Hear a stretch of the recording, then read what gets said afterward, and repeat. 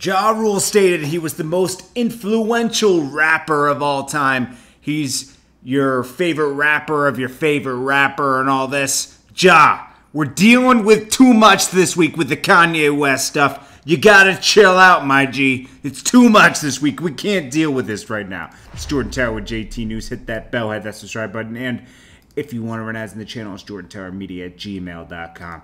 Ja Rule is trolling, obviously, because most influential artist of all time, I don't know about that one, my G, but definitely was an influence on the game at one point. I mean, he arrived in 1999 officially, right?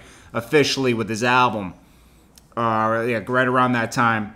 And he lasted about 3 years until 50 Cent hit the scene and totally, 50 Cent was influenced to end his career. I mean, let's just be honest, okay?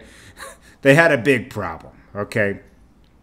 Now, this all sparked off back, you know, we know that this all goes back to like Supreme and, you know, 50 Cent having beef with Supreme with involvement with Murder Inc. And then, you know, 50 Cent had issues with Ja Rule.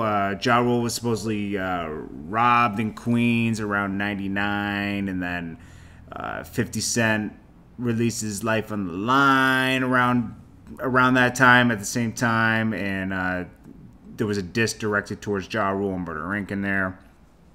Then they had a fight in Atlanta following that. They had a lot of stuff before 50 Cent really arrived on the scene. Like around this time, I remember 50 Cent How to Rob came out and all this other stuff.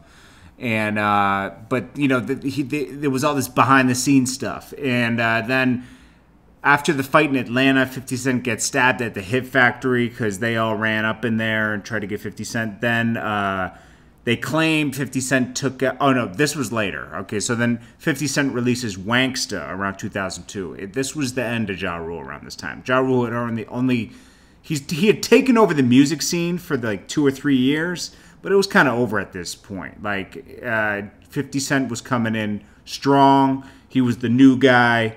And 50 Cent was accused of filing an order of protection around 2002. Irv Gotti thought that this would end his career. It didn't, and it was proven to be false. The precinct and everything they wrote down was false. Then Violator Management, who managed 50, got shot up around 2003. 50 Cent released Back Down, going at them again. It just kept going. Ja Rule released Loose Change. Like, this is just a whole thing. 50 Cent took Ja Rule out the game. That's what happened, you know. It's too bad they couldn't work that out. But did Ja Rule kind of influence 50 Cent with the singing on the hooks? Sure, okay.